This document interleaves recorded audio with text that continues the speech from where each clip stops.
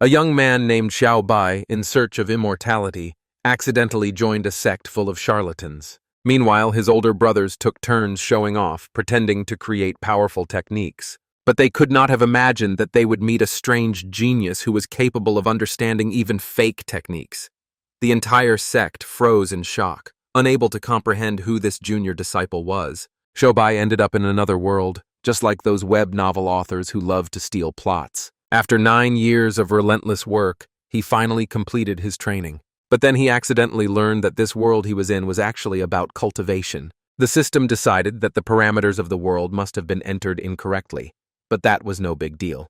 Shobai fell to his knees in helplessness and believed in himself. After all, she had no idea what he had gone through during those 9 years. Xiao decided that he no longer wanted to study. Who would want to study when they could achieve immortality? After that, when he attended a meeting to test his spiritual abilities, Xiao was excited. He wanted to get back to Earth. And this rebirth was absolutely nothing like in those damn novels. And in fact, he was absolutely sure that he was the chosen one. But suddenly a man approached him and decided to find out if he was ready to achieve immortality. After visiting the Qingyuan Dao sect, the head of the Taoist sect, Taihua, approached Chang Yu and said he had a task for him. Calling the young man a good disciple, he told him that he had to help his teacher. This was a big event for them. Su Chang's older brother did not understand what other big event could happen in such a small and insignificant sect as theirs. The head of Taihua explained that the higher authorities had recently issued a new decree prohibiting lowly sects like theirs, and if they did not recruit 8 permanent disciples within a year and upgrade to a third-class sect, they would be shut down. Su thought about it and replied that they only needed to find one more person. The head explained that it wasn't that simple. Yesterday, he had gone to a meeting to test spiritual abilities. All the sects there were desperately trying to lure away students, and the prices were insane.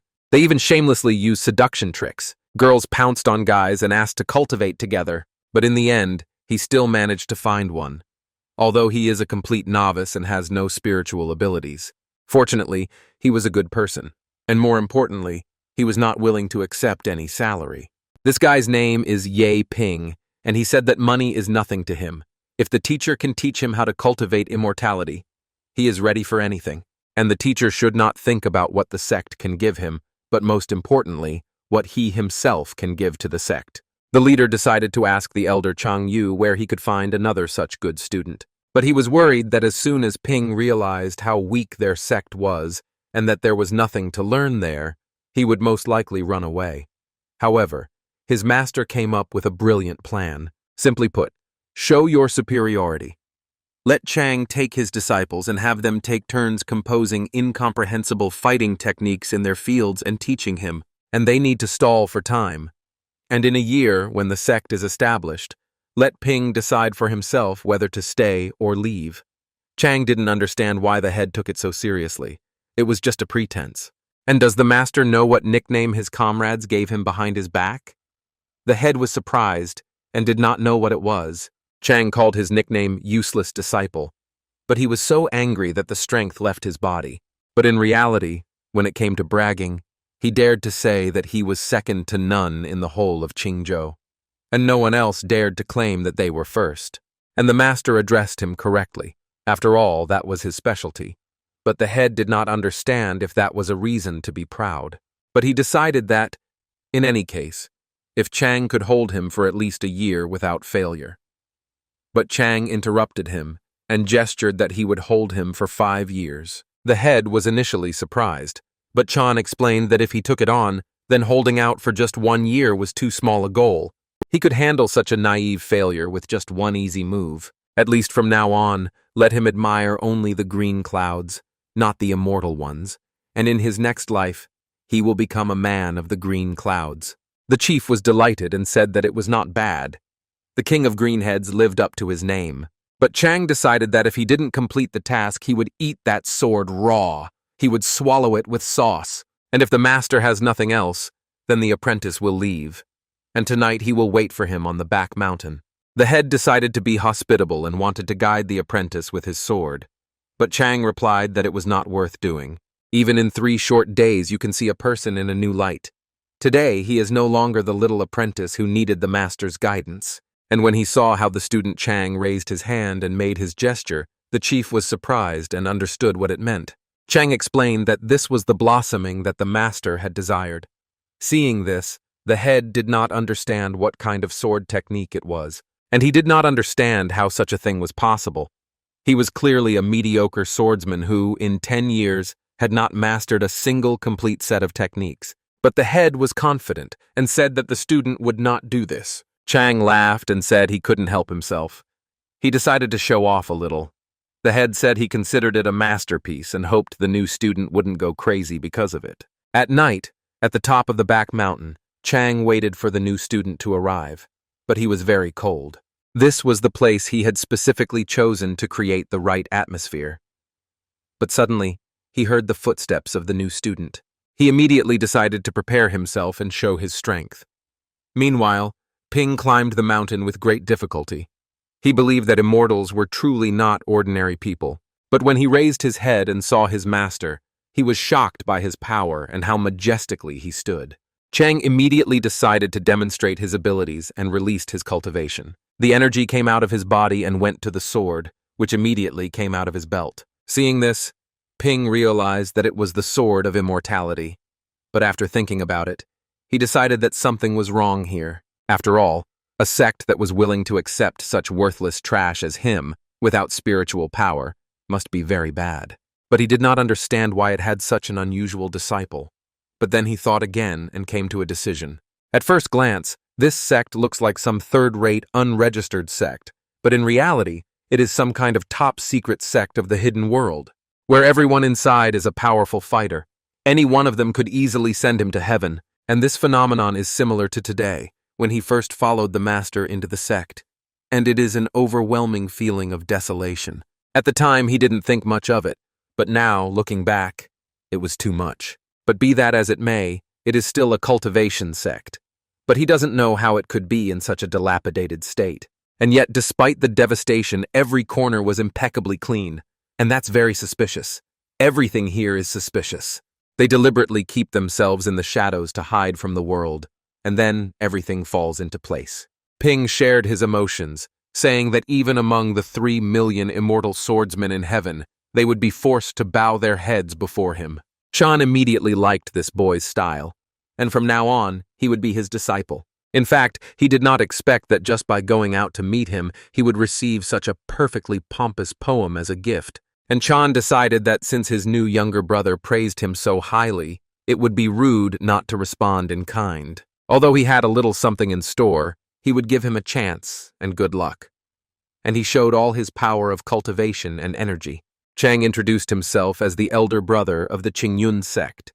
And this breeze was actually a secret art of bestowing luck that could greatly enhance his talent for cultivation. Ping was surprised that a mere breeze could greatly increase one's cultivation talent. And how could such an ordinary sect do that? Ping thanked the teacher for his great kindness. He had nothing with which to repay him. Chang replied that it was no big deal. In fact, he believed that it was just a light breeze that couldn't be any purer. Before teaching his younger brother the art of the sword, Chang wanted to ask a question. Ping suddenly remembered reading this in books. Before the incomparable master reveals the secret, he always asks a question, and Chang decided to ask him what he thought was the highest art of swordsmanship. He understood that only he, the true king of pomposity, could ask such a pretentious question, and whatever he said would be wrong. And so he could show how deep his understanding of the sword was. And no one does it better than himself. Pin understood that even the wording of this question was perfect. The hidden master was almost a fact, but the question seemed simple to him, yet it concealed a boundless essence. An ordinary person would say something like killing an enemy in 10 steps, walking 1,000 miles without leaving a trace. But it's definitely not that superficial. In any case, you have to be careful with your answer. In fact, Chang just asked him that question, so there's no need to take it so seriously. An hour later, Chang was tired of waiting for an answer to his question. He thought he would die of cold on this mountain, so Chan asked him to give an answer. Ping replied that the younger man believed that the highest art of the sword was a single blade of grass capable of cutting down the sun, moon, and stars. Chang was greatly surprised by the answer that a blade of grass could cut down the sun, moon, and stars. Even though he himself had been practicing swordsmanship for 20 years, even the strongest people he had seen could only cut down a mountain with one blow, and a blade of grass that could cut down the sun, moon, and stars was already at the level of super pretense. Ping was afraid that his answer was too exaggerated. He hoped that Chan wasn't offended. Chang noticed that this guy was very good, spoke accurately, and felt like a kindred spirit. But Chang decided that this was too exaggerated.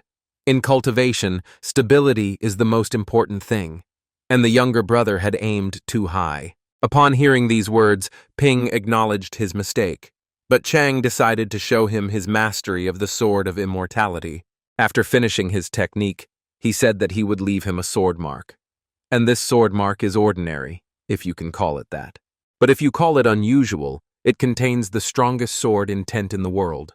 How much his student would comprehend it depended on his perception. He would test his abilities in 7 days. Pin understood that this was definitely the strongest sword intent of a hidden world master, and he was lucky.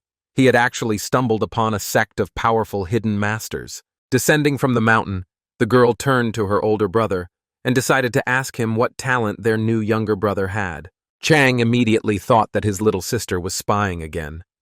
The girl smiled and said that she was just curious, but Chang asked her to postpone the conversation for now. The older brother wanted to ask her if she knew how powerful the highest sword technique was. His little sister was shocked and didn't understand what fencing had to do with anything. But Chang decided to tell her that the highest skill of the sword was to use a single blade of grass to cut down the sun, moon, and stars. The younger sister was shocked and praised her older brother for his acting skills because they had improved again. Hearing these pleasant words, the older brother was delighted and realized that he was cool. But his sister asked him to answer her question. She asked how long it would take for their younger brother to comprehend the intent of the sword. Chang didn't really know how he would be able to comprehend it. After all, he himself had not yet comprehended it. His sister explained that she meant the usual intent of the sword, but Chang confidently replied that he did not know. Sister was surprised and thought her brother was mocking her. 2 hours later, behind the mountain near Ping Cliff, he stood in front of his older brother's sword cut and thought. To him, it looked like an ordinary crack. He did not understand where the strongest intent of the sword lay. He grabbed his head and thought it was all nonsense. After all, everything that had happened before had already proven that his older brother was definitely a master, and it turned out that the whole thing was just that he hadn't trained hard enough. He looked at the cut with his own eyes and continued to look at it for several hours, but soon a figure appeared in Pin's mind. This figure held a long sword and began to demonstrate fencing techniques. He demonstrated his sword techniques, and the blade of the sword glowed like that of an immortal. The sound was as if a huge bronze bell had rung in his ears. 4 sword styles, 12 techniques. Everything became clearer and clearer. Then, as if he himself were drawing his sword and practicing. And not just once, but again and again. 3 times he demonstrated his mastery of the immortal sword. Pin did not notice how he himself began to make movements. It flowed into his mind and power, which was fiercer than a stream of divine inspiration. Seeing a bright light behind him, he didn't understand what was happening. He thought it was his older brother, but he would never have thought that a simple breeze could raise his talent to such terrifying heights. But this was not just an unrivaled master. After such a series of failures, he had finally hit the jackpot. Pin tried to calm down. He felt that this sword mark would surely allow him to master even more sword techniques. 7 days later, at the residence of his older brothers, Chang gathered his chest for pretense. Opening his chest, he rejoiced and thought that today was a very good day, perfect for pretending. Heading up the mountain, he suddenly felt tired. If he had known, he would have chosen a different place for his pretense. And suddenly he wondered why everyone thought that practicing fencing was so easy, but he thinks it's very sad. 7 days ago, his younger sister realized that her brother did not understand the essence of the sword. She considered him hopeless, because he had been learning fencing for 10 years and still did not know the essence of the sword. But Chang got angry and asked her not to talk nonsense. She doesn't understand anything. Fencing is not an easy thing. The Four Thunders sword technique that his older brother is mastering is not a simple technique. He is one of the top 10 in Qinzhou. Back then, the Taoist of the Four Seasons became famous throughout Qinzhou with this sword technique. It is the art of the sword of extreme rigidity, and yang, divided into 4 complete sets for spring, summer, autumn, and winter. And if someone masters all 4 sets, they will be able to summon the thunder of the 4 seasons. And each set is further divided into 4 minor levels: beginning, skill, mastery, and perfection. It all sounded impressive to the younger sister. She decided to find out what level her older brother was at. The older brother replied that the Sword of Spring Thunder had reached the skill level, a total of 18 sword techniques. The younger sister was surprised that her brother only knew Spring Thunder. But Chang didn't understand what only Spring Thunder meant. After all, there are only 4 basic levels. His progress is definitely considered elite in Qinzhou, and her older brother had reached the skill level in just 10 years. In less than 10 years, he would reach mastery, and in 100 years, perfection. And then she would see how strong he really was. But the younger sister became curious. If her younger brother comprehended the essence of the sword on his own, what kind of talent would that be on the path of the sword? Chang said that technique is secondary on the path of the sword. The main thing is the will of the sword, and the stronger the sword will, the more miraculous any sword technique becomes. Even a simple stake inspires fear. But the 3 great barriers of sword will are as difficult to overcome as climbing to the sky. The first of these is infinite sword will, and in all 10 states, only one master has barely touched this level. He is known as the Sword Lord Taisho, revered in all 10 states. But Junior simply says, if he really achieved this, what level would he be at then? Chang believed that this was absolutely impossible, and asked her to forget about her younger brother. Even the greatest prodigy of Qinzhou in 500 years could not comprehend infinite sword will. Finally, Chang climbed the mountain and wondered if his younger brother had woken up. Looking closely, he saw a picture of his younger brother standing in front of the mark on his blade. He didn't know what nonsense this was. The huge, dark circles under his eyes showed that he hadn't slept yet. He didn't want to believe that this fool had seriously invested in this sword mark, and this invention was bad, and now he looked like a villain. He felt sorry for him and understood that for the sake of the sect, he would have to endure it. Then he would make amends somehow. Pin raised his head and saw that his older brother had arrived. Chang asked how the training was going. Pin said that he had figured it out himself, and it was all thanks to the opportunity his older brother had given him. But Chang asked him not to be upset. It was perfectly normal not to be able to grasp it.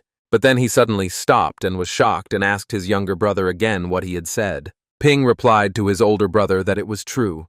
Counting this morning, he had mastered a total of 400 sword techniques. Chang thought it was impossible. He was just teasing his brother because he had never trained with a sword, and he had hastily scribbled that sword mark. He knew perfectly well what it was, and he thought that his younger brother had made him look ridiculous. But Ping didn't understand why his older brother was mocking him. And was he really laughing because his younger brother had learned so little? 400 a day is not a small amount.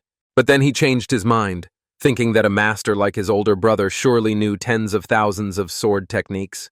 His older brother had spoon-fed him knowledge and given him an excellent opportunity. With a little talent, learning 1,000 techniques a day was a piece of cake. And Chang decided that there was no need to lie.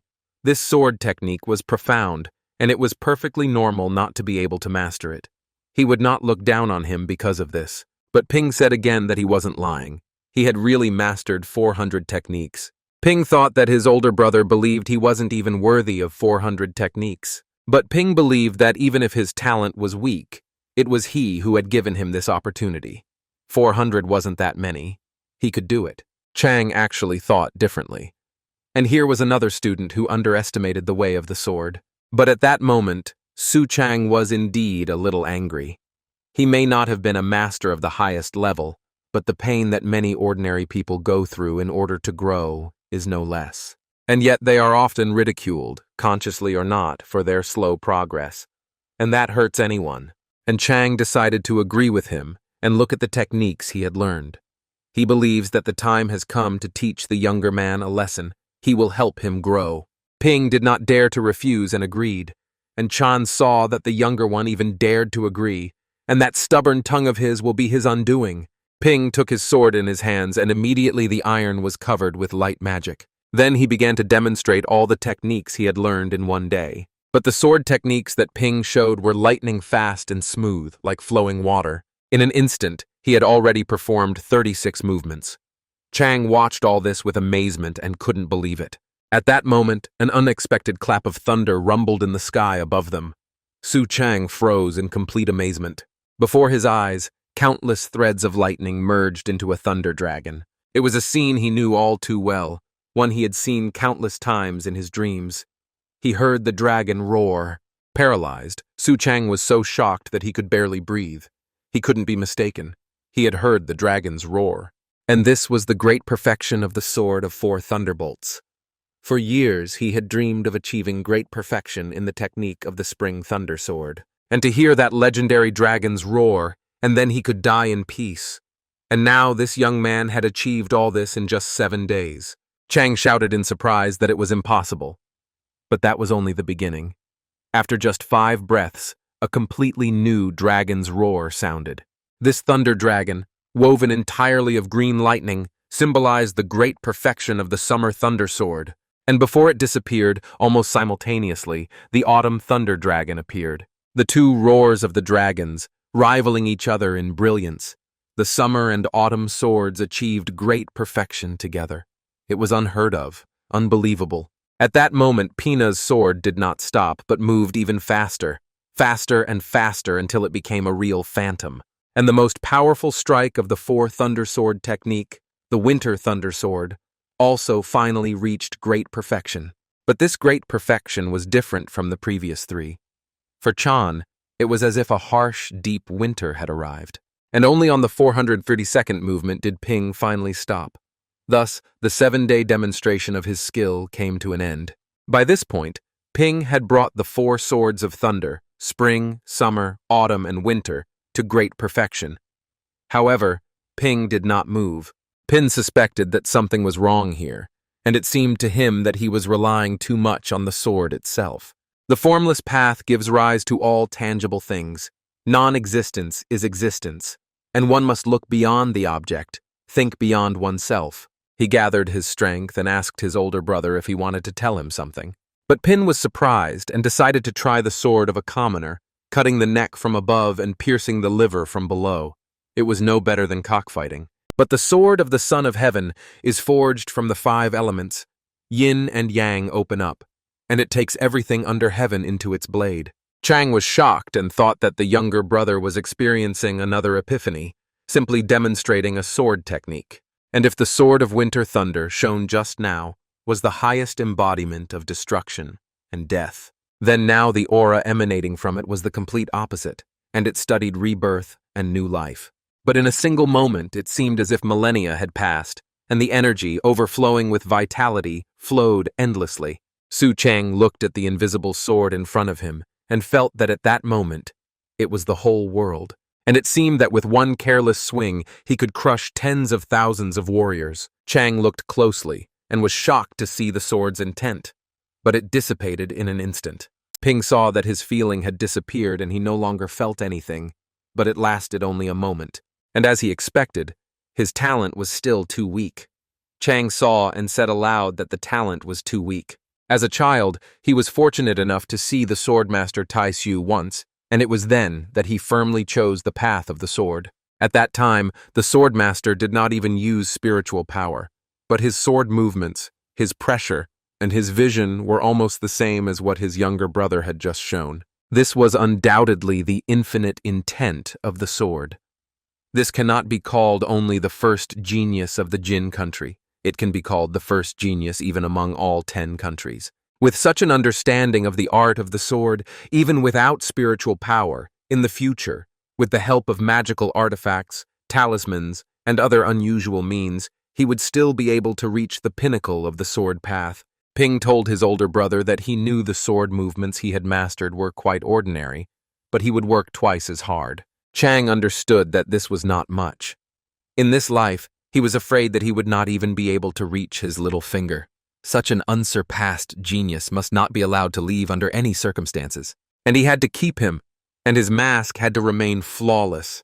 He turned around and saw that it was quite ordinary, and there was nothing special about it. He understood that if it was normal, then he was a complete nobody. But suddenly, Chang saw something on the stone and asked what it was. Ping said it was just a notebook with his observations during training, nothing worth paying attention to. Chang was surprised and became curious to see what was inside, but the younger brother replied that he was very ashamed. Opening the book, he saw that the first 50 movements of spring thunder were written there, and his older brother wanted to teach him the principle of white sand, which turns black when it gets into the mud. And the first 100 movements of spring thunder, the older brother wanted to teach him the principle. Everything in the world balances each other. Without the bottom, there is no top. And the first 50 movements of summer thunder, the greatest straightness seems crooked. Reading the lines in the notebook, Suchang felt as if he were looking at the starry sky for the first time. And he knew every word, but when put together, they were as vast and deep as the galaxy itself. And although he could not understand them, he was deeply shaken. Chang was surprised and did not believe that he had said these principles. Ping replied that it was not as his brother had read it. It was only his arrogant interpretation of the most superficial side.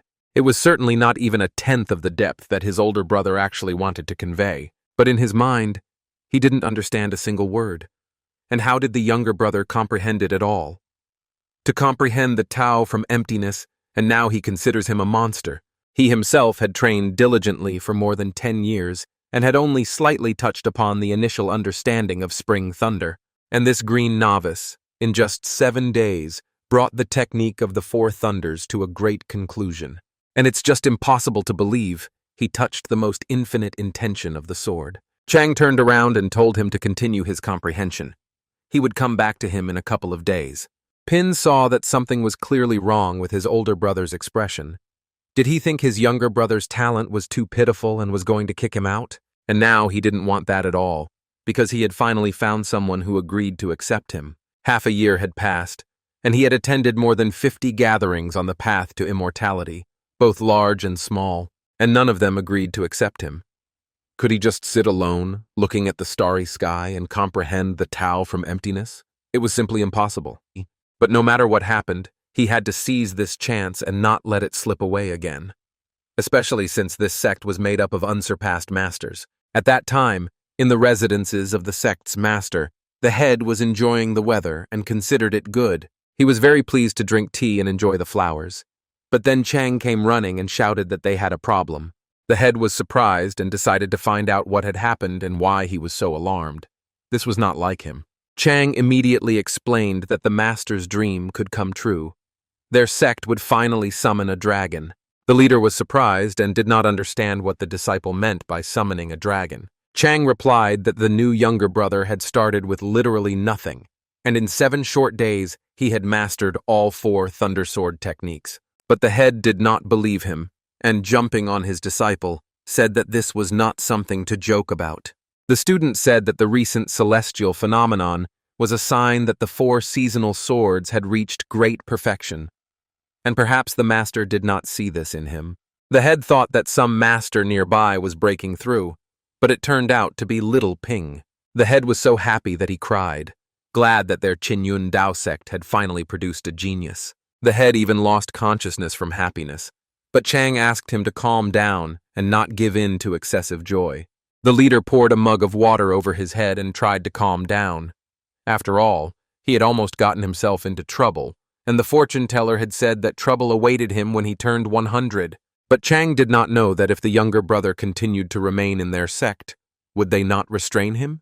The master explained to him that he was worrying too much. Ping had already attended 50 ascension gatherings, and no sect had accepted him.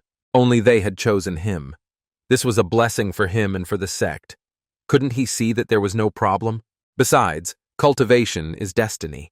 Others did not choose him, only they did, and that is destiny. The disciple thought that if Ping had gone to a great sect, would everything have gone smoothly for him? Not to mention the envy of the main disciples. Even intrigues between great sects, secret killings of talents to hinder the growth of others, happen often. And Chan didn't need to be so soft-hearted. And the master was not a greedy man. As soon as the sect reached the 2nd level, he would tell him the truth, and justice will prevail. But whether he stays or leaves is up to him. Chan thought about it and made it clear that he would follow the master's decision. The next day, the head felt calm in the afternoon, But it did not last long, and someone began to approach him and say that they had bad news. Chan said that something had happened, but the master decided to go into hiding, and the sect now remains in the hands of the disciple. The disciple explained to the master that it was not debt collectors, but something else. The master immediately stopped and became curious about what this something else could be, and he began to beat the disciple for panicking so much. After all, he had frightened him very much. The master told him to say what the big problem was. Were they destroying something? But Chang said he'd better see it for himself. The master looked and saw that it was a letter from the Qingzhou sect's administrative office. And today, in order to prevent people from being deceived by fake sects, all failed sects in the territory would be inspected. Within 2 months, 10 low-grade spirit stones must be submitted to confirm the legitimacy of the sect. The master was angry and disagreed with the letter, saying that there were no more laws, and to forcibly take spiritual stones and oppress the weak. He would go to the capital and complain to the emperor. In the world of cultivation, 1 copper coin is worth 1 bun. 10,000 copper coins are equal to 100 taels of silver, which is equal to 1 tael of gold. And 10 taels of gold is only 1 spirit stone. The master understood that his Qin Yun sect had not eaten or drunk for a whole year, and they would hardly be able to collect 10 spirit stones. Chang asked the master not to panic, and he decided to find out how many spiritual stones the sect had. The master blushed and decided to show the number of stones on his fingers. When Chang saw the number he showed, he immediately realized that 70 spiritual stones would be enough. But the master replied that it was impossible. Chan believed that 70 taels of gold would be difficult, but they could collect it. But seeing the master's face, he thought that it was only 70 taels of silver. The master turned his head in shame and said in a low voice that it was 70 copper coins. Chan heard this and did not understand how it was possible. Even if they were poor, they were still a sect. The master explained that their sect had some savings. He thought that silver was just gathering dust and wasting away, and learned about something new, a cultivation fund. Somehow they said that if you invest money, you will get income every month, and quite a lot of it. He barely managed to get an investment slot. But who would have thought that while he was looking at the interest rates, they wanted his principal amount? In just a few days, they took all the money. The master confessed and believed that Master Chan had been deceived. Chan immediately understood that 70 copper coins and 100 taels of gold would simply be the end of them. And now Chan was sure that the Qin Yun Dao sect was truly doomed this time. But the master said that no matter what, he would take responsibility. If there was no other way out, they would have to risk everything and go to the mountains of the quiet forest if necessary. They finally had a genius. They couldn't let the sect collapse. Suddenly, everything around them sparkled, and lightning came from the mountain. The master looked on with surprise and did not understand where it came from. Chang immediately said that it was from his younger brother's residence. Chang couldn't believe that his younger brother had made another breakthrough, but the master thought it was impossible. Even geniuses don't cultivate in this way. But the master suddenly decided that he needed to go down the mountain and see if he could get some spirit stones. After all, now that the dragon had appeared, no matter what it took, he would not allow the sect to be disbanded. The sect was in his hands, and most importantly, he needed to take care of his younger brother, teach him properly, and no longer lead him astray. After 7 days, Pin trained and had no intention of going down to the people. Pin demonstrated the highest level of sword mastery, and everything was perfect. Chang watched and was surprised that he had mastered so many techniques in 7 days. At this rate, he would reach the peak in an instant, but he couldn't watch. The pressure was too great. Pin saw his older brother and immediately stopped to greet him, but Chang told him not to bow, and let him tell him how his training went. Pin said that he had learned all 1,460 techniques.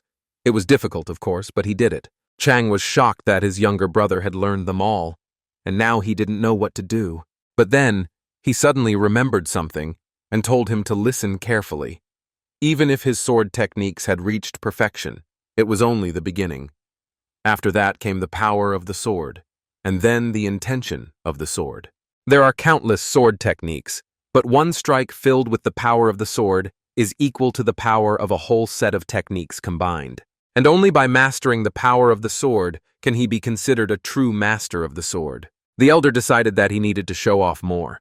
Otherwise, with this guy's talent, His pretense would be exposed in 3 days. But suddenly, Pin became curious about what level his older brother had reached. Chang looked up at the sky and replied that Pin was a modest student, who had only recently entered the legendary first level of the Great Path of the Sword, the infinite intent of the sword. And in his heart, he was very pleased to boast. But Pin was shocked by what he heard about the sword's intent and the infinite intent of the sword. And as he expected from his older brother, he was a true hidden master.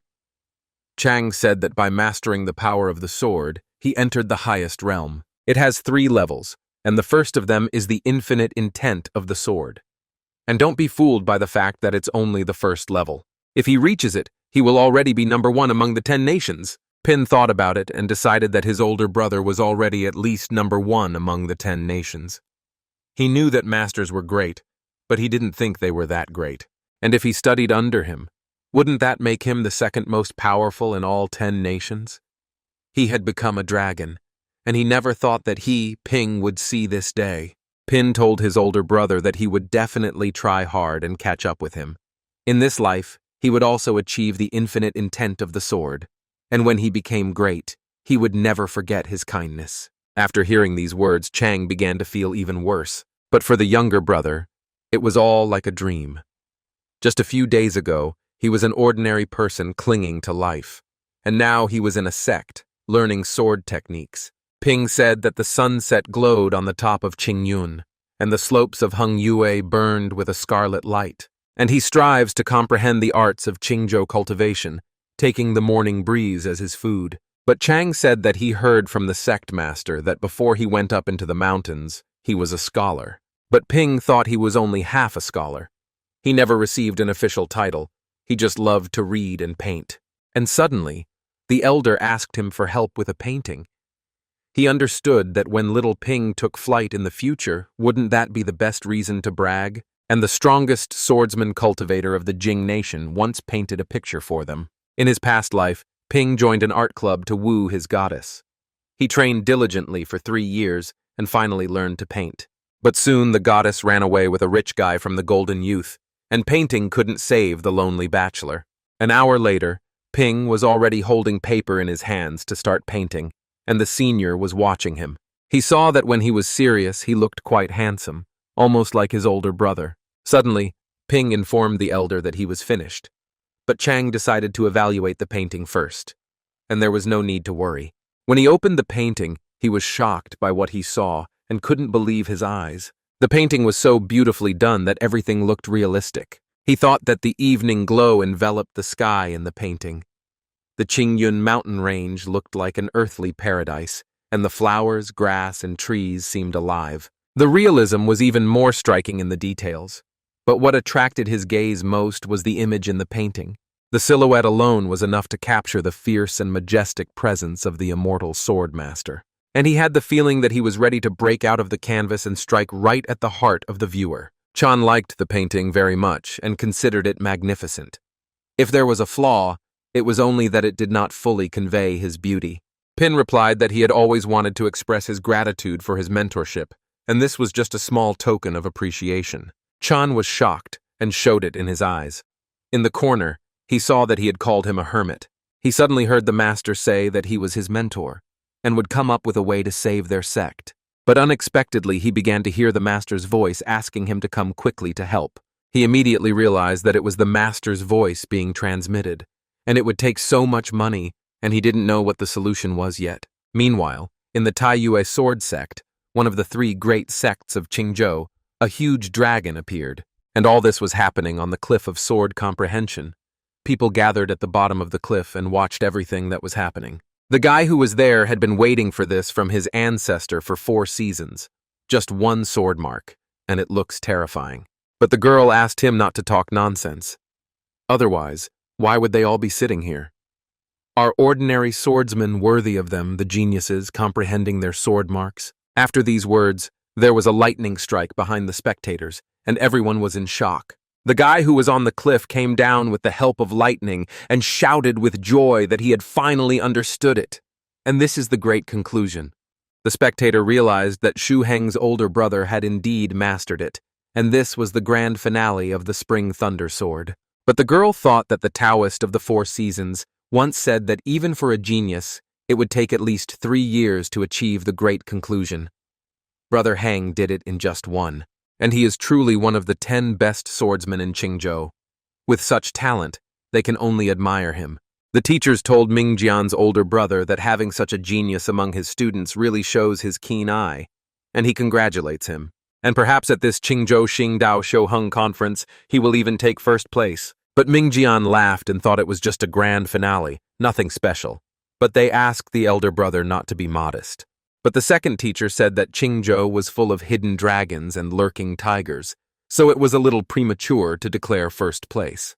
Mingjian thought that Elder Chen was right. But how could Henger deserve it? His few disciples had only reached the initial level in a year. They must have been deliberately holding back out of self-confidence, allowing Henger to go first, so they hadn't broken through yet. But the elder became angry and decided to ask him how he dared to speak in such a mocking tone. The junior saw this and asked his senior brothers not to quarrel, since they were all on the same side. And first place may be an exaggeration, but this time the sect master ordered that, regardless of anything else, they must take a place in the top 10, and the 2 of them had just come out of seclusion, so they didn't know. This time, those who made it into the top 10 would receive a token to enter the Taixuan Sword Tower, and he didn't need to explain what it meant to step into the Taixuan Sword Tower and pass its trials. Mingjian smiled and replied that heaven itself was helping him. This time, he and his master would definitely take a place in the top 1, and the sect master could rest assured. But Elder Chen asked him not to speak so soon, because if a disciple from a small sect really took his place, the shame would be unbearable. Mingjian began to laugh and said that if any disciple outside the 3 great sects could defeat Heng, he would clean his brother's toilet for a whole year. Meanwhile, at the residence of the Qingyun sect master, the head gathered all his savings and placed them on the table. Chang looked at the table and decided to find out if this was the solution to their financial problems. Chang looked and saw a pile of junk. He decided to find out if this was the way to solve everything. And how could they make money from it? The master replied that it could be pawned. As their mentor, he had truly exhausted all ideas, and they could do whatever they wanted. Even a dead horse is treated as if it were alive. Chan decided to leave so as not to embarrass himself in front of the master. But the master grabbed him and called him an exemplary student, asking him for help one last time. But suddenly he saw the scroll in his student's hands and asked about it. Chang replied that it was a drawing given to him by his younger brother. The master snatched the scroll from his hands and ran away, shouting that they were ruined and he was thinking only about creativity.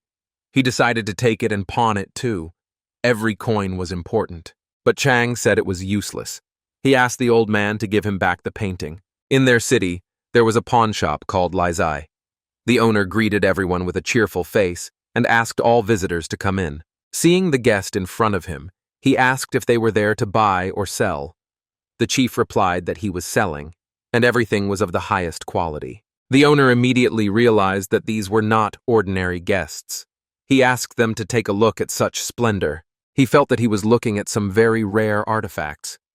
Opening the bag, he saw that it contained only junk. The owner blushed and shouted that it was all junk and even erotic books. Hearing this, the head immediately remembered that it was a limited edition photo album of the courtesan Lan, and he reached out to take it back. He definitely wasn't selling it.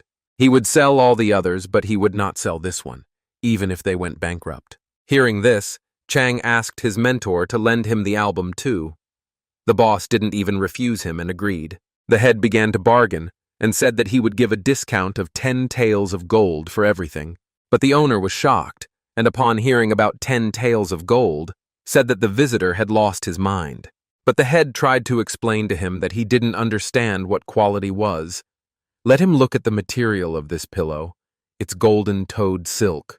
The owner was categorically against it and asked him to sell it all to someone else. Hearing this, the chief offered a friendly 8 baht for everything, but the owner still refused. The chief couldn't resist and lowered the price to 5 baht. He couldn't lower the price any further, but suddenly the owner saw the painting in Chan's hands and asked to look at it. Chan did not refuse and handed it over. The owner saw that it was Zhuyan paper and immediately realized that they had no money problems. So why mock their shop? The master was surprised to hear this, as this paper was very expensive. The owner looked at it and said that he was not mistaken, and that it was definitely Shu Yang paper. And such paper was worth more than 10 gold taels. But then he looked closer and saw the inscription left by Ping in the corner. He was shocked and asked Xiaolu to come over because he needed to talk to him. The master looked at them with a worried look as they whispered in the corner. Lu asked the second owner if he was sure about this. The owner replied that it was definitely her. The owner apologized to the guys and said that the boss had to take a look at it. Could they give them a little time?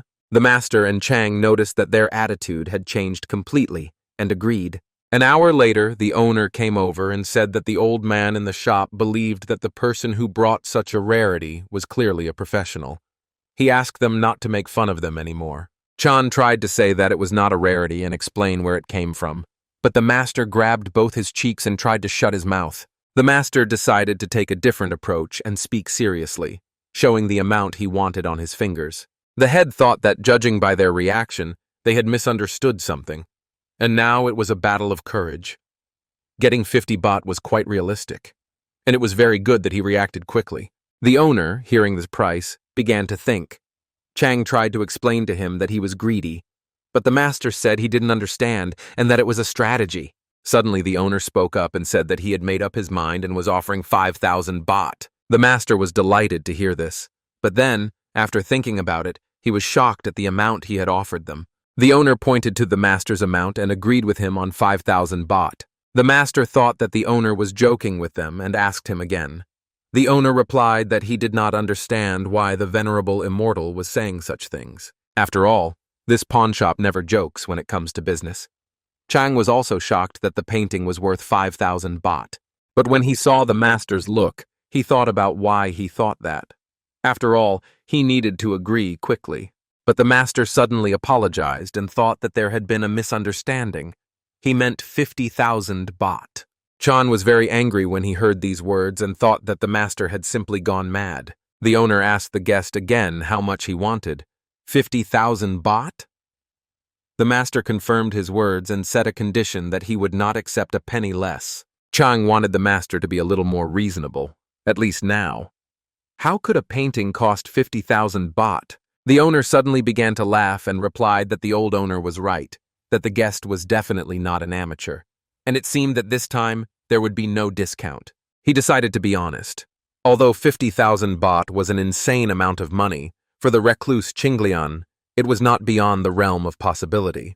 The master couldn't believe his eyes. After all, he had just blurted out that figure as a bluff to make it seem like it was the maximum. And now he himself doesn't understand how the painting could be so expensive. Something's not right here. He decided to calm himself down first. Then he would continue to follow this lead and find out more information. The master calmed down and said that the owner was right, and that he should have agreed earlier. And to be honest, they had already asked about the price in other stores. He wasn't the only one who knew about the recluse Qinglian. But the owner replied that the recluse Qinglian was no longer a secret in their circle.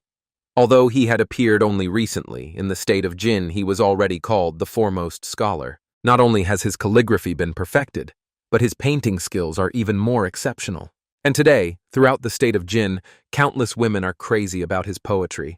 They spend sleepless nights dreaming of his appearance. Countless arrogant scholars have humbled themselves, imitating and analyzing his works. This unprecedented style even broke through the boundaries of time, causing a cultural renaissance in art. It is only unfortunate that by the time his works were discovered, the master himself had already disappeared without a trace. The world never got to see his true face. But since ancient times, scholars have valued reputation above all else. What reader does not dream of becoming famous throughout the country, of becoming a great Confucian scholar respected by all? But the recluse Qinglian treated such things as dust, leaving so freely. And how could they not feel both shame and admiration at the same time? Surely the two of them agree with this. The master thought they were talking about his foolish little disciple. The master agreed with his words and said that everything was exactly as they had heard before. The owner thought that they must have heard that this painting had a huge flaw and that it was a portrait. Compared to his best landscapes, the price was an order of magnitude different. Now Chan began to laugh and understood what was going on. He thought that his unmatched appearance would definitely add value to the painting. But the master was angry with Chang and couldn't understand how he had the audacity to laugh. Hadn't he heard that the price was an order of magnitude different? The apprentice asked his mentor not to worry. They hadn't said exactly how much they had lost yet. The owner replied that at least tens of thousands of lians were gone, and a small loss, of course. The master began to say aloud that he wanted to eat someone alive right now, but he restrained himself and asked for the final price. The owner replied that 10,000 baht was all he could give. After all, it wasn't a pure landscape, and there were no poems. The master agreed immediately, and the owner was shocked that the old man would not haggle. But the master replied that there was no need to haggle, because the owner looked trustworthy and should get the money quickly. Leaving the pawn shop, Chang said that he thought the master would go to another store. The master replied that they had taken what they could and would stop there. After all, with their strength, did the apprentice really think they could escape if someone found out? A noble man is innocent, but if he has jade with him, he is guilty. Chang began to praise his teacher for being calm and resourceful, and he hadn't even realized what was going on yet. The headmaster understood this anyway, otherwise how could he be his teacher? And he shouted that he had as much as 10,000 taels. But he got angry and asked his student, beating him, why it had to be a portrait. They lost tens of thousands because of it, but Chang replied that he didn't know that portraits were worthless. The master looked at the money and wondered who this little Ping was and how much he was hiding from them. But Chang shared that his younger brother simply had his own difficulties, and he did not think that his younger brother was a bad person. The master replied that he assumed the young apprentice seemed sincere. If that was the case, let it remain between them, hidden in their hearts. And there was no need to seek the truth here. And when he decides to speak, he will do so naturally. Enough empty talk. It's time to go. Chang was surprised and wondered where. The master replied that the younger brother had done a lot for the sect, and as his mentor, he was obliged to thank him with a worthy gift. Chan did not understand what kind of worthy gift this was. When they arrived at their destination, he saw that they were going to a pavilion of mysterious origin. But Chang decided to ask the master if he was being too generous, since it was the most expensive store in town. But the head did not understand what there was to be afraid of. His younger brother had earned this money. Since he was a genius, they had to do their best to educate him, for the sake of the future of their Qingyun sect. And there was no need to think of him as greedy, lustful, and unreliable. In critical moments, he knew what was important. And in the future, if their sect rose to the third, second, or even first level, perhaps everything would depend on him. But Chang had heard that this was a pavilion of mysterious origin. He had heard that it was terribly expensive. But the master told him to keep quiet and pretend he was rich. Upon entering the store, they were greeted by a beautiful girl who welcomed them to the mysterious origin, and venerable immortals can enter without waiting in line. The master was very surprised at how the rich lived, and now he remembered that old pawnbroker. The girl decided to ask him if they had come for magical instruments or manuals. The master pretended to be an important person and decided to find out how much the best manuals cost. The girl replied that she immediately saw that the guests wanted only the best of the best. In the store, a set of first-class manuals costs about 100,000 taels of gold, and since it was their anniversary, there was a 30% discount. When Chang heard this, he was shocked by such a huge discount. The girl thought it was just over 100,000 gold taels. After the anniversary event is over, they won't find such a low price again. Chang was shocked that she actually called more than 100,000 cheap. The moment of the rich is really not for them, the poor, to understand. The master asked his student why he was so panicked. Let him have at least a little bit of determination. But Chang believed that they didn't even have enough money for one set. But the master decided to find out how much the introductory volume alone cost. The girl was surprised and asked if the gentleman was sure. After all, buying one separately was useless. The master told her not to worry about whether it was useful or not. He just needed to know if it was possible. The lady replied that anything was possible, but he advised her to think carefully, as their store did not accept returns. The master asked again how much the introductory volume of the first-class manual cost. The girl replied that it was, of course, much cheaper. Chang asked the master not to act so proud. Spending 10,000 baht on useless introductory techniques was madness. The master reminded him how unusually quick-witted his younger brother was. Chang remembered and understood everything. He had the entire set for one random sword mark. And the master was right.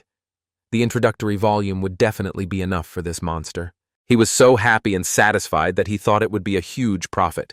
The girl came over and said that she had just asked the shopkeeper, and these 3 introductory volumes of first-class manuals could be sold separately. The master became curious as to which one possessed the greatest power. The girl thought for a moment and replied that the most powerful one would be the river flow sword technique. It is so named because once mastered, the power of the sword flows like a mighty river, truly formidable. And if someone has exceptional talent, they can even understand the next level, the Linhai sword technique. But it is also the most expensive. Even the introductory volume alone costs 9,000 taels of gold. The master was shocked that even a fragment cost so much. He decided to invest everything and buy the most expensive one. And with the remaining money, he wants to buy high-quality pills to improve his chi and energy pills. Chang was surprised and asked the master if he was really going to spend every last coin. The master insisted that he would buy everything with all his money. But Chang understood and decided to find out if the master was under the influence of something today. The master mourned his 10,000 baht, and he handed over the money. But the girl couldn't take it from his hands and told him to let go if he was buying it. Leaving the store, Chang tried to calm the master down because he was crying all the time. The master kept saying that he was in a lot of pain. But the master suddenly asked his student if his second and third younger brothers were also taking the alchemist and rune master exams at the end of the year. Chang replied that they were. And how was the master going to return? They had no money. The master had no intention of returning and decided to show him a hidden place with treasures. Meanwhile, the salesman was shouting that they were having a sale on manuals, and the price was by weight, 10 taels of gold per caddy.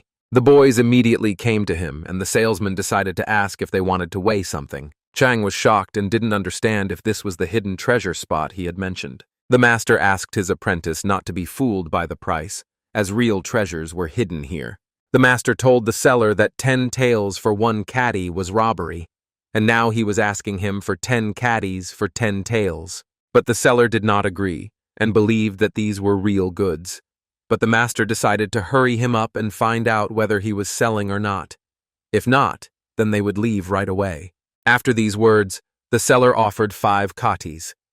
At that moment, Chang stepped aside and crouched down. He looked around and saw comics depicting the perfect development of shapeless visions. He was shocked and didn't understand what kind of nonsense this was. "You can't work with this at all." After that, the master felt satisfied, and they returned with their hands full. But Chan decided to ask him if the master would buy something for himself. But the master didn't understand what to buy. After all, he was just a skinny old man. The main thing was that his student and the sect were doing well. That was all the happiness he needed as a mentor. But Chang thought the mentor was being very unpleasant today. The master immediately told him to get out of there. He gave him 7 days to quickly master the basics of the river flow sword technique. Otherwise, it would be a year without any pretense. Chang suggested that he needed to train. The master hit him on the head and replied that he was right.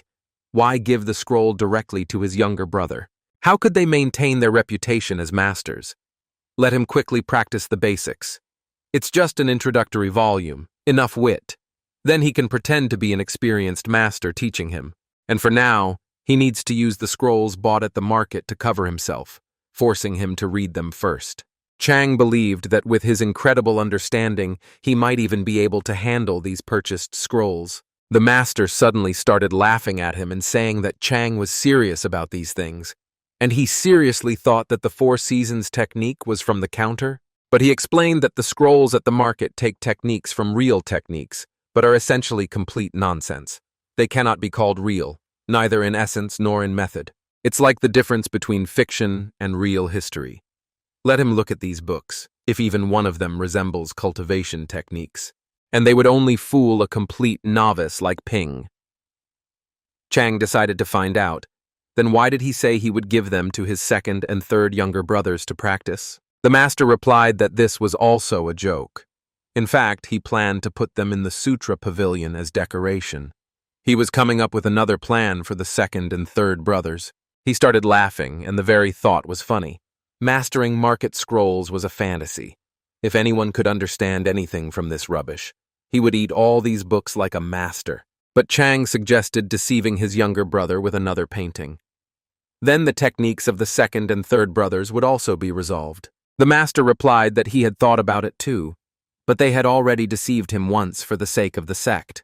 If they continued, he was afraid that they would forget their original goal and see Pin as nothing more than a money tree. On the other hand, Ping could paint just one painting, and it would outweigh centuries of their sect's work. And for the sect to grow, everything requires money. What a difficult choice he faces. That's why he hates these moral dilemmas, and now he'll give himself time to think before deciding. In the meantime, he must seriously teach him sword skills for the next 2 months. He plans to send him to the Qingzhou Sword Conference. Chang was shocked and asked the master if he was serious. He asked his mentor not to take any risks. His younger brother may be quick to understand sword techniques, but he lacks inner strength. Strong on the outside, empty on the inside. And this is the Qingzhou Sword Dao Conference, where people can be killed in real combat. He himself had participated in the Qingzhou Sword Dao Conference twice. All the best talents in Qingzhou gather there. He was only a participant, but with incredible luck, he passed all the free fights and made it into the top 500. And Ping is now like a child who has mastered the most complex fighting techniques. If he goes, it's suicide. And the master asked him not to tell the other younger brothers about it. Just let him say that he returned the money that was taken from them, nothing more. Meanwhile, at the top of the mountain, Ping trained non-stop and studied various sword attack techniques. Chan was surprised when he saw this, because he had only been gone for a minute, and he had already mastered the sword movements. It was so frustrating and envious. Chang suddenly decided to ask him if fencing had become boring. Pin said that he was improving every day, and that it was never boring here. Chan was shocked to hear this and didn't understand. Was this even human? But Ping became curious as to why his older brother was asking. Chang replied that he just thought that if he was bored, he could give him another scroll to practice with. Pin jumped up with joy and shouted to his older brother that he was very bored here. He thought that if his older brother's single sword movement had given him an understanding of sword technique, then if he gave him a scroll on cultivation, wouldn't he soar to the heavens? Chang handed him the book and gave it to his younger disciple. He told him that this scroll was called The Art of the Ancient Demon God. When Ping saw the book, he was surprised that it was the Art of the Ancient Demon God. If it wasn't an outstanding cultivation method, how dare he call himself a demon god? And if it wasn't an immortal hidden sect, then what was it? He couldn't understand. Chang told his brother that he had once accidentally found this scroll on physical cultivation in ancient ruins, and no one knew where it came from. But as cultivators, one cannot train only with a sword. Both physical and spiritual practice are important. He missed the best moment for spiritual cultivation, and his spiritual root is weak. It might even be better to start with physical cultivation first. With a powerful body and his understanding of the sword, he will be in no way inferior to a spiritual cultivator. Chang realized in an instant that he was talking nonsense. He didn't even believe himself. And Chang said that if there was nothing else, he'd better leave and try to master it himself. In his mind, he wanted to leave quickly. If he continued to talk about this market trash, everything would be revealed. And as soon as he mastered even a little of the river flow sword technique, he would be able to return and put on another show. He couldn't wait for that. That night, Ping began to study the ancient demon god's technique. And everything worked out perfectly for him. He understood that even the name itself sounded cool and daring. Compared to it, the technique of the Four Thunders was nothing. And right now, he wanted to practice. But studying required complete concentration, and he couldn't be distracted. And especially now, he needed to restrain himself. First, he would strengthen the momentum of the Four Thunders, then everything else. Meanwhile, at the Changyu residence, Chang was also trying to learn this technique of the demon god. He didn't understand what to do next. After all, he didn't understand anything. And it was said that you needed a little bit of wit. After spending half a day, Ping managed to master the power of the Four Thunders sword. Now all that remained was for him to understand the meaning of the Four Thunders sword. Ping understood that his older brother had never directly said how difficult it was to comprehend the true meaning of the sword. He felt it himself. After all, the intention of the sword is the very will of the technique, and one cannot approach it hastily. It is far more dangerous to misunderstand than to fail to comprehend at all. It was no coincidence that his older brother had passed this guidance on to him at this particular moment, and not earlier or later. He clearly foresaw that he might give in to impatience and stray from the right path. That's how his older brother is, always seeing further than others. Ping decided to open the book and take a look. He immediately came across the section on the art of tempering the body of a god demon, and he, like the venerable Taoist Masuan, born before the creation of heaven and earth, endured 360 million tribulations, and he attained unity with the Tao and became one with the cosmos itself. He discovered this method of tempering by accident thanks to his understanding of heaven and earth. And under the heavens, everyone values only spiritual development, unaware of the true power of tempering the body, considering the raising of a mountain to be its summit.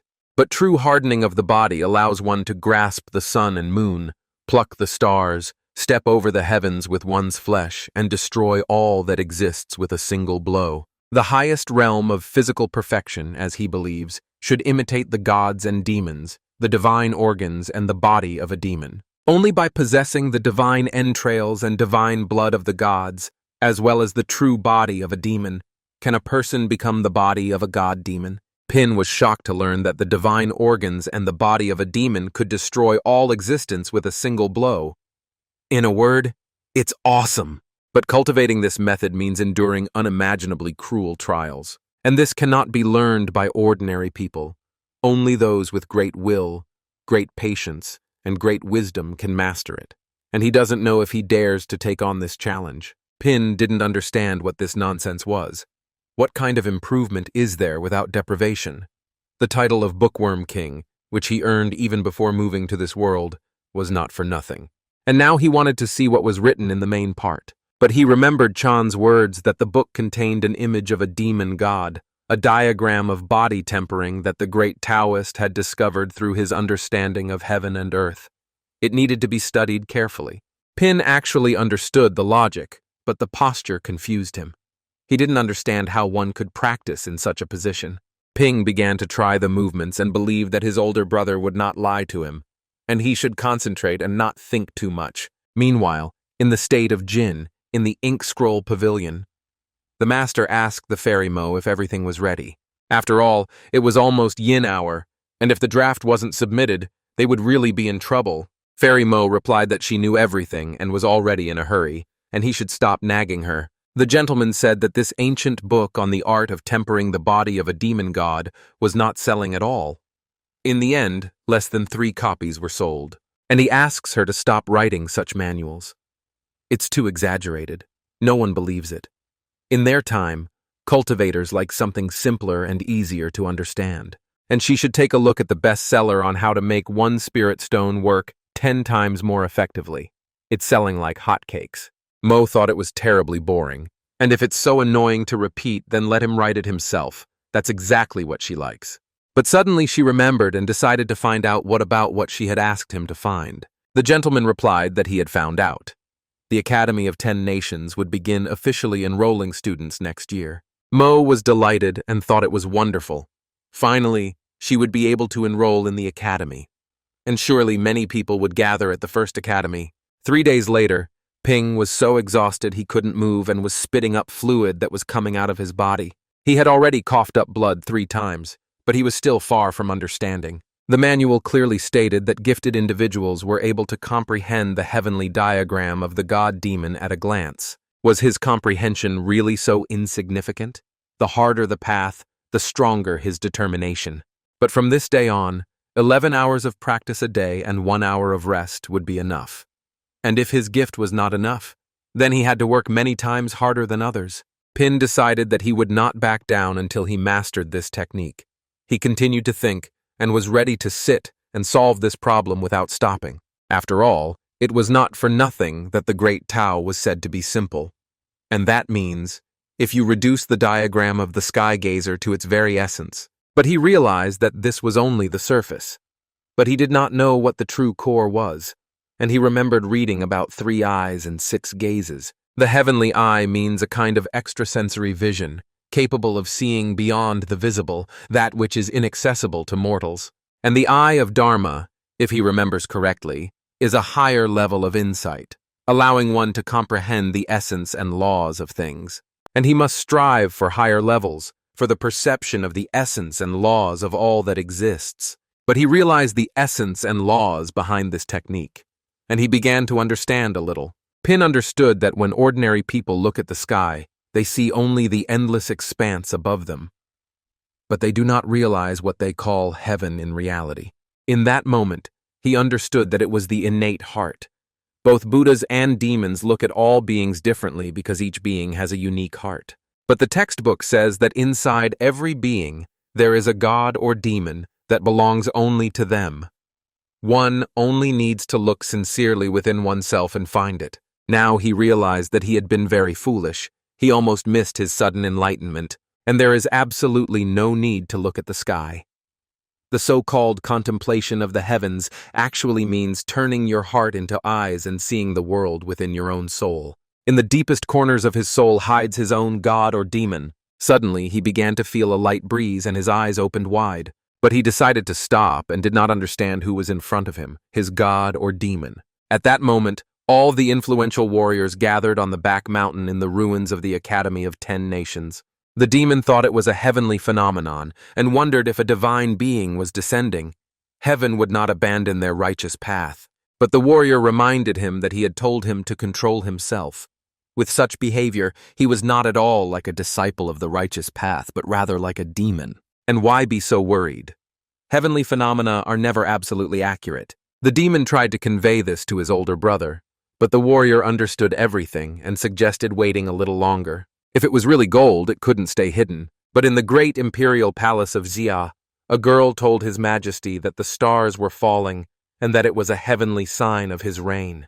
What if a divine being really did descend into the world, but not within the borders of the great Xiao Empire? What would he do then? The head of Xia replied that he would simply take possession of it. The whole world belongs to the great Xia, let alone some divine being. But the icy plain of demonic beasts was in turmoil. The demon leader sensed that a divine being was descending, and it seemed that they, the demons, would have to redouble their efforts and rise up against the other beings and warriors. Meanwhile, at the residence of Changyu Chang, he was struggling with reading the book and was already sick of looking at it. And he still didn't understand a damn thing. But he was already used to the fact that he couldn't cultivate himself. But the real trouble was with the teacher. He remembered that the master had asked for 10,000 taels to be returned to them with his sword. And that was 10,000 taels. Chang understood that this greedy old man would never spare him. And he himself did not understand what had been happening to him lately. As soon as midnight strikes, he is overcome with oppressive melancholy. Could this be the very syndrome of midnight depression? What is the point of living? His younger sister watched everything and wondered what had been happening to her older brother lately. At this hour, he always gazes at the stars alone. Could something be troubling him? And what does his second older brother think about this? The second older brother, Shu Luocheng, believed that the problem was that the new younger brother's talent was too weak. But as the older brother, the sect member showed no patience at all. Tomorrow, he would teach this younger brother a lesson himself, and at the same time, the older brother, so that he would understand what it means to be a true mentor. Chang struggled for a long time and suddenly realized that this was the very power he had been trying to achieve. This was his own technique of physical cultivation. But Ping closed his eyes and concentrated for only a brief moment. However, in his mind, it felt as if hours had passed, and in his heart rose a demon god whose body seemed to be forged from heavenly steel, eternal and indestructible, holding the law of the universe in his hands and standing opposite the entire cosmos. His entire being exuded an aura that was impossible to comprehend with the eye, terrifying beyond comparison. And when those all-seeing eyes turned to Pin, an unstoppable flood of information about perfection rushed over him, like a raging river flowing into the ocean, pouring into his mind. In the real world, Pin understood that the so-called art of tempering the body of a god demon consisted of taking the sky as a hammer, the earth as a forge, absorbing all existing things, and reforging the body anew. It is divided into 5 stages: minor demon god, great demon god, supreme demon god, Tao demon god, and Tao progenitor god. And now the method that remains in Pin's mind is the chapter on the minor god demon. And by using the sky as a hammer and the earth as a furnace, tempering the flesh 81 times, one can solidify the body of a minor god demon. At that moment, the power of the flesh will become like a true dragon. The blood and chi will rage like a blazing sun, and the essence, ki, and spirit will reach their limit.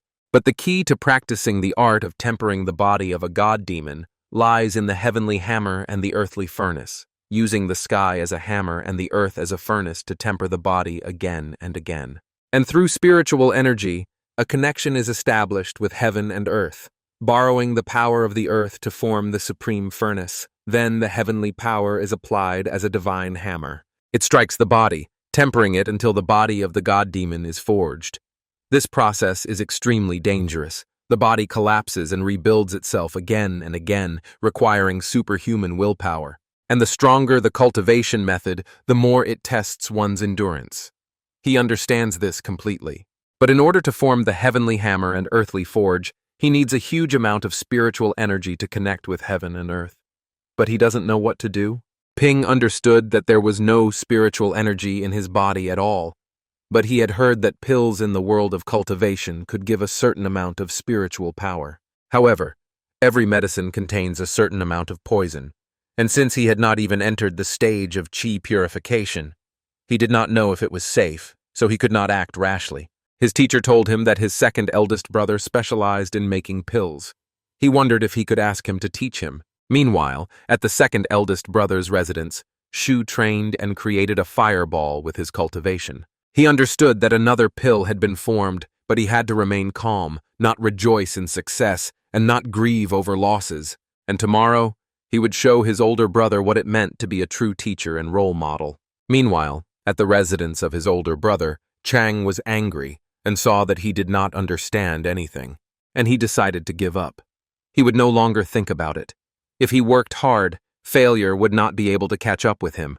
But even if he didn't understand, in the end, they would all become just a mound of earth. It was all meaningless. All these efforts, all this talk of success, it was all meaningless. But the master himself climbed the mountain and decided to find out how his senior student was doing. And had he already mastered the 9,000th art of the sword, like the flow of a river?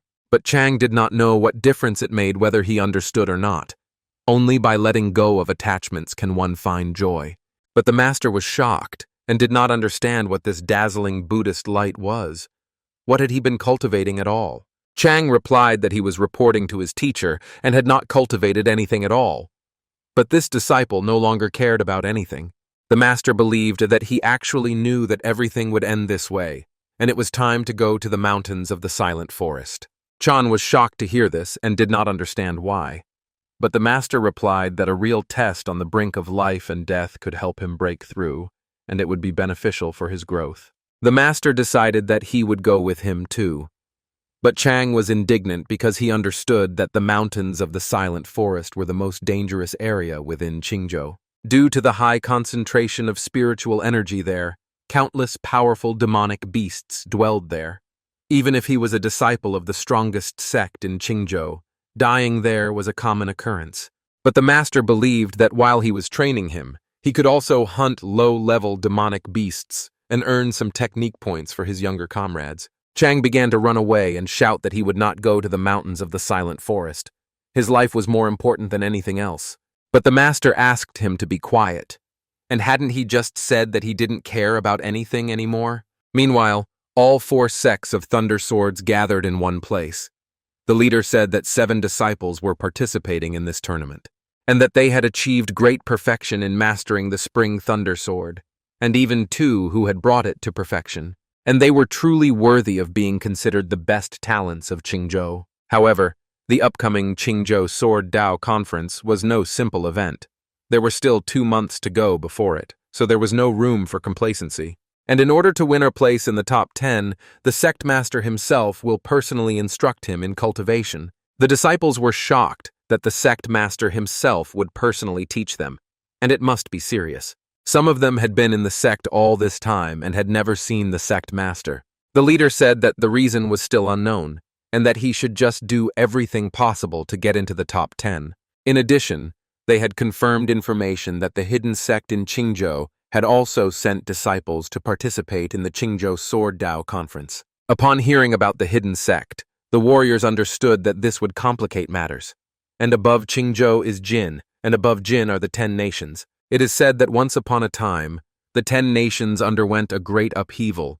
Some huge sects perished, and some of their most valuable forces disappeared into remote places. Some hidden sects pass on their legacy through a single line, keeping their highest secrets, and these sects cannot even be compared to the Four Thundersword sect. But all the influential masters gathered on one day in the Four Thundersword sect, in the Great Hall. They all showed their respect for the sect's master, but the master asked them to be informal. Today, he had gathered them all for an important matter. The master said that he had gathered them all today for an important matter. The leaders of the countries asked the sect master if they could ask what exactly had happened. Could it be related to the Taishuan Sword Tower token? The master replied that it was not. And if it were only about the Taishuan Sword Tower token, it would not be so serious. Did they know about the 10 Nations Academy? The lady did not understand what Academy of 10 Nations he was talking about. Was that legendary academy going to recruit students again? The master replied that the 10 Nations Academy was the most elite academy of the immortal path on the entire continent. Even the lowest level students became the pinnacle of the entire continent. But the recruitment of new students there was extremely strict and mysterious. Sometimes they would not accept anyone for 10 years. It is the dream of every cultivator, but almost no one can achieve it. The lady understood that the sect leader meant that the imperial court of the Jin state would once again poison people at the Sword Path conference. The head replied that everything was correct. As before, the imperial court would secretly send special emissaries to select good seeds and recommend them to the Academy of 10 Nations. And he already knew who it would be. On the Xianyu continent, the status of the imperial court was slightly higher than that of the immortal sects. And if it were the main immortal sect of the Jin state, then even the imperial court would show respect. But for a sect like theirs, even though they are the first sect of Qingzhou and have a certain amount of influence, they still cannot surpass the imperial court. The head showed everyone the painting and told them to look at it. Everyone was surprised and did not understand what it meant. And was the man in this painting really a messenger? The leader replied that this hermit, Qinglian, had disappeared without a trace 6 months ago. Could they think of where he might have gone? The warriors thought about it and wondered if he had joined some small sect to cultivate immortality. The master replied that, as far as he knew, there was an unrivaled swordsman at the court of the Jin state who had once been a genius at the Academy of the 10 Nations. But for reasons unknown, he was expelled from the academy, and later became the Inspector General and Commander of the Jin state. The world only knows about the swordmaster Tai Xuan, but few know that this Inspector General also entered the realm of sword intent. And since a new painting by the recluse Qinglian has appeared here, it is very likely that this man is in the state of Jin. There are also rumors that this Inspector General is not only an unrivaled swordsman, but also exceptionally handsome. A man of such stature in Jin, how could they not know about him? The warrior replied to the sect master that this was only his suggestion. Did he have any evidence? The leader began to laugh and understood everything with a single word. In an instant, he threw the painting into the sky and infused it with his magic. After that, he decided to find out if they still thought he was wrong. But there is sword intent in the painting. There are only 2 possibilities. Either the artist himself touched the realm of sword intent. But there is only one possibility left. The person in the painting managed to condense the highest sword intent and imprint it on the scroll. People began to shout that their sect master was truly clairvoyant. As expected of him, he was able to deduce so much from a few details. The master replied that this was remarkable. There is another reason. This general inspector is known for despising wealth and women, loving only to wander through the mountains and rivers, learning about the world, and sometimes he even casually exchanges state treasures, bestowed by the king himself, for money, which is then thoughtlessly spent. He happened to find this painting in the ancient city of Whitefruit, and according to the shopkeeper, the person who sold it looked strikingly similar to the man depicted here. The warrior believed that, in fact, some masters roamed the wilds, took out their flying swords, and gave them to random peasants in exchange for fruit. And did the sect master want them to show him respect? The leader replied that they should not deliberately flatter him. Moreover, they should even hide this news. For a man of such high standing, he has seen it all. Such petty tricks will only earn his contempt. And if they really meet him and can respectfully ask for advice, maybe that will win his favor. He considers himself unsurpassed in wisdom. If it weren't for him, where would this sect be? But on the other side, night had fallen, and Ping was sitting in the bitter cold. But he understood that it was not yet possible to practice the ancient art of tempering the body of a god demon. It was too risky. As for whether he could use pills to stimulate spiritual energy, it would be better to ask his older brother. At that moment, the second elder brother suddenly approached him and addressed the younger brother. He introduced himself and said he was his second older brother, and he could just call him older brother Luochen. Ping was shocked that the second older brother himself had come to see him. He immediately greeted him and showed his respect. Yu said that his older brother had been busy with business lately, so he had come himself to teach him the art of alchemy. Ping wondered if the second eldest brother thought his talent was too weak. But Shu believed that his older brother was essentially a good person. But this was the first time he had passed on the Tao, so there was no need to take his actions too much to heart. On the path to immortality, each realm has its own master. Just because his talent in sword practice is not great does not mean that his other abilities are not valuable. Ping told his older brother that he was not discouraged.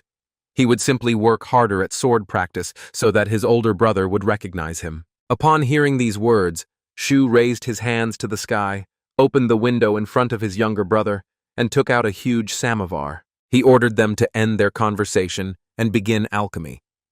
Ping did not refuse and immediately agreed. Zhu said that the great Tao has 3,000 paths, and none is higher or lower than another. However, it is in the Tao of alchemy that the great secrets of heaven and earth are hidden. And what does Brother Yi think? Who is the most powerful alchemist? But Ping did not understand what that meant. He had heard something similar somewhere before. Shu was curious to know what the young man considered to be the ultimate goal of the way of the sword, and Ping decided that the second brother also possessed great power. Pin said that he thought the most powerful alchemist stood above all things, and with a single pill, he could make the strongest in the world lose their minds. And any genius, no matter how invincible he may seem, will sooner or later exhaust himself. But an alchemist is capable of breaking the laws of heaven and rewriting destiny, and just one life-prolonging pill can grant the strongest cultivator under the heavens another 100 or even 1,000 years.